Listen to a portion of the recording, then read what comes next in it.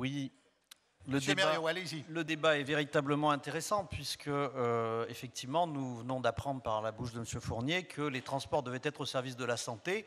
Donc on doit logiquement en déduire que son groupe politique, en local comme en national, soutient ardemment le projet d'écotaxe sur les poids lourds qui vise effectivement à donner la priorité à la santé sur les transports.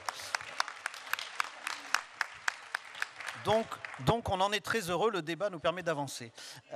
Sur le sujet qui nous est soumis, effectivement, je pense que la question qui nous est posée est de savoir quel est le bon interlocuteur.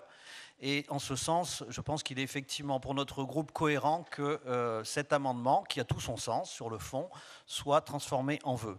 Je profiterai juste de l'opportunité de répondre aussi sur quelques points de vue qui ont été développés tout à l'heure pour dire qu'effectivement, nous sommes scientifiques, pragmatiques, donc sceptiques tant qu'on n'a pas observé des résultats. Nous sommes peut-être un peu moins optimistes que Marie-Hélène Raymond, par exemple, sur la capacité à transformer rapidement les débats en projet de loi ou en décret, puisque, hélas, l'expérience que nous vivons depuis 2 ans montre que nous avons du mal à avancer.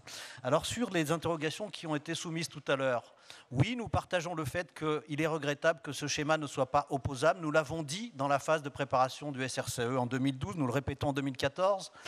Oui, effectivement, il serait important que les réglementations soient appliquées, que les sanctions sur des PPA non respectées soient appliquées. Je ferai juste remarquer que, jusqu'à preuve du contraire, le ou la ministre de l'écologie depuis 2012 n'appartient ni à Europe Écologie Les Verts ni au Front de Gauche.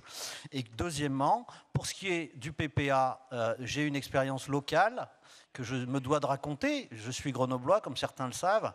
Et à Grenoble, le PPA qui était prêt à rentrer en application en novembre 2013 a été repoussé sine die par le maire sortant de Grenoble et le président de la métro, ce qui ne leur a pas porté bonheur au point de vue du résultat électoral récent, et ce qui n'a pas permis de protéger les populations. Donc effectivement, nous avons des réglementations à faire appliquer, et nous sommes prêts à les faire appliquer pour ce qui nous concerne. Merci.